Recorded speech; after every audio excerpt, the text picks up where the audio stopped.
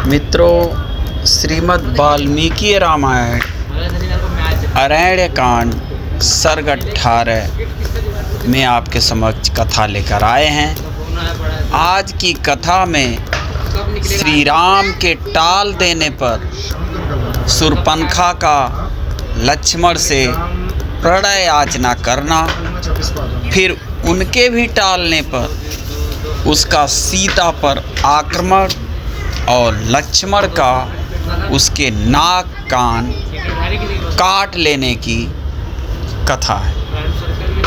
इसे अंत तक देखिएगा। कथा बहुत ही ज्ञानवर्धक है। तो मित्रों, श्री राम ने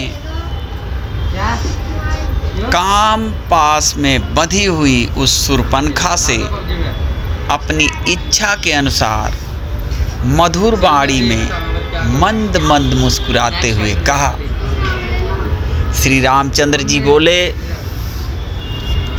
आदरणीय देवी, मैं विवाह कर चुका हूँ। यह मेरी पत्नी विद्यमान है। तुम जैसी स्त्रियों के लिए तो सौत का रहना अत्यंत दुखदायी ही होगा। ये मेरे छोटे भाई श्रीमान लक्ष्मण बड़े सीलवान, देखने में प्रिय लगने वाले और बल पराक्रम से संपन्न हैं। इनके साथ स्त्री नहीं है। ये अपूर्व गुणों के से संपन्न हैं और ये तरुण तो है ही, इनका रूप भी देखने में बड़ा मनोरम है। अतः यदि इन्हें भार्या की चाह होगी तो यही तुम्हारे सुंदर रूप के योग्य पति होंगे। विशाल लोचने वरारोहे, जैसे सूर्य की प्रभा मेरु पर्वत का सेवन करती है, उसी प्रकार तुम मेरे इन छोटे भाई लक्ष्मण को पति के रूप में अपनाकर सौत के भय से रहित हो इनकी सेवा करो। श्री रामचंद्र जी के ऐसा कहने पर वह काम से मोहित हुई राक्षसी उन्हें छोड़कर सहसा लक्ष्मण के पास जा पहुंची और इस प्रकार बोली। शूर्पणखा ने लक्ष्मण से कहा कि लक्ष्मण, तुम्हारे इस सुंदर रूप के योग्य मैं ही हूँ। अतः मैं ही तुम्हारी परम सुंदरी भार्या हो सकती हूँ। मुझे अंगीकार कर लेने पर तुम मेरे साथ समूचे दंडकारण्य में सुखपूर्वक विचरण कर सकोगे। उस राक्षसी के ऐसा कहने पर बातचीत में निपुण सुमित्रा कुमार लक्ष्मण मुस्कुराकर सूप जैसे नख वाली उस निशाचरी से यह युक्त बात बोले। लक्ष्मण जी ने कहा कि लाल कमल के समान गौर वर्ण वाली सुंदरी, मैं तो दास हूँ, अपने बड़े भाई भगवान श्री राम के अधीन हूँ। तुम मेरी स्त्री होकर दासी बनना क्यों चाहती हो? विशाल लोचने मेरे बड़े भैया संपूर्ण ऐश्वर्यों अथवा सभी अभिष्ट वस्तुओं से संपन्न है। तुम उन्हीं की छोटी स्त्री हो जाओ, इससे तुम्हारे सभी मनोरथ सिद्ध हो जाएंगे और तुम सदा प्रसन्न रहोगी। तुम्हारे रूप रंग उन्हीं के योग्य निर्मल हैं। कुरूप, ओछी, विकृत, धंसे हुए पेट वाली और वृद्धा भार्या को त्याग कर ये तुम्हें ही सादर ग्रहण करेंगे। यहाँ लक्ष्मण ने उन्हीं विशेषणों को दोहराया है जिन्हें शूर्पणखा ने सीता के लिए प्रयुक्त किया था।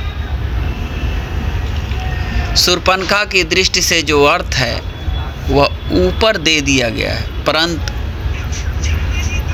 लक्ष्मण की दृष्टि में वे विशेषण निंदा परक नहीं, स्तुति परक है। अतः उनकी दृष्टि से उन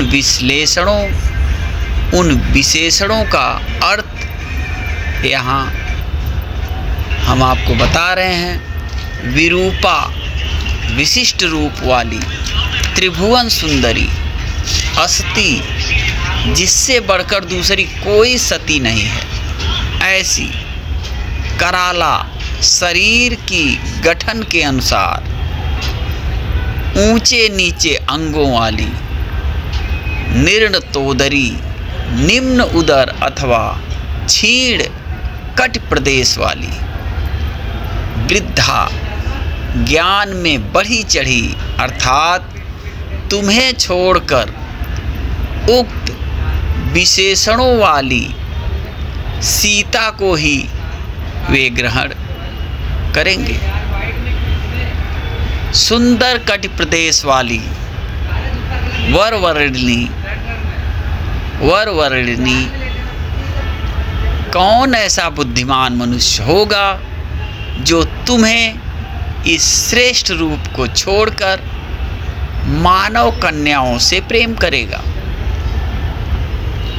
लक्ष्मण के इस प्रकार कहने पर परिहास को न समझने वाली उस लंबे पेट वाली विकराल राक्षसी ने उनकी बात को सच्ची माना। वह पर्णशाला में सीता के साथ बैठे हुए शत्रु संतापी दुर्जय वीर श्री रामचंद्र जी के पास लौट आई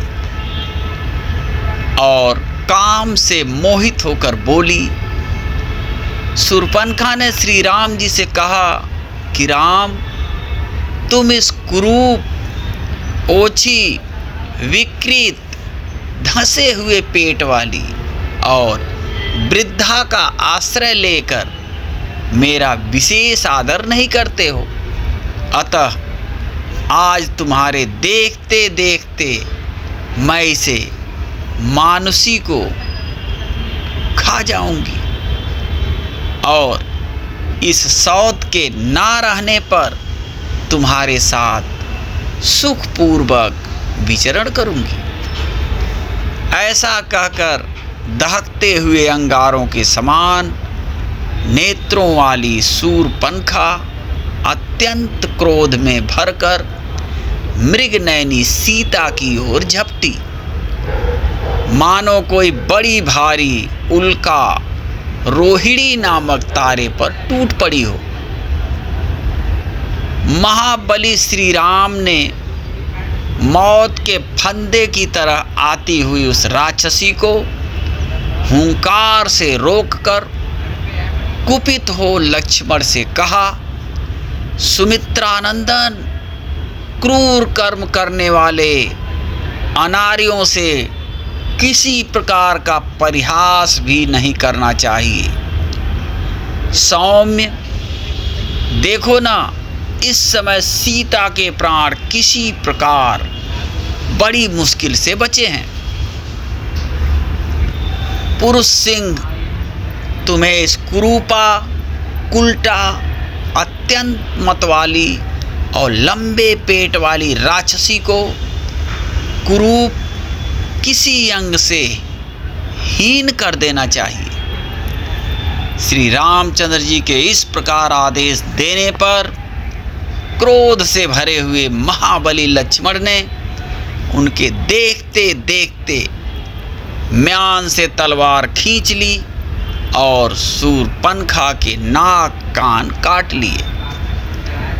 नाक और कान कट जाने पर भयंकर राक्षसी शूर्पणखा बड़े जोर से चिल्लाकर जैसे आई थी उसी तरह वन में भाग गई।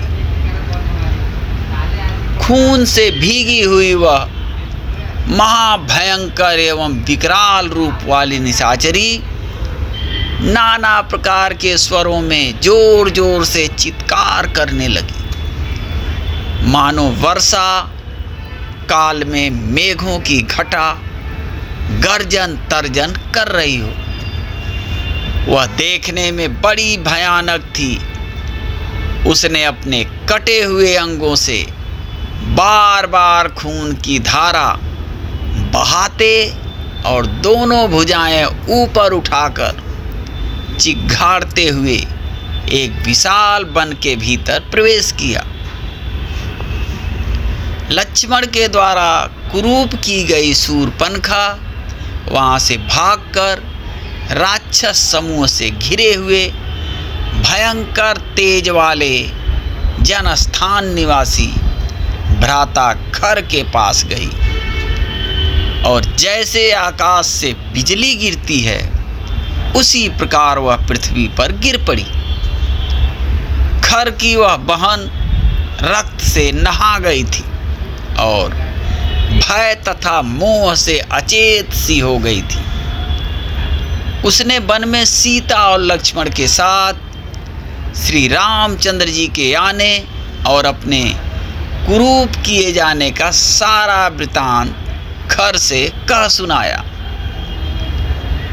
इस प्रकार श्री वाल्मीकि निर्मित आर्ष रामायण आदि काव्य के अरण्य कांड में 18वां सर्ग पूरा हुआ। फिर मिलते हैं अगली जानकारी के साथ। तब तक के लिए जय श्री राम। अगर हमारी जानकारी अच्छी लगी हो तो हमारे चैनल भज राधे को अभी सब्सक्राइब करें और लाइक करें। फिर मिलते हैं अगले अध्याय के साथ। जय श्री राम।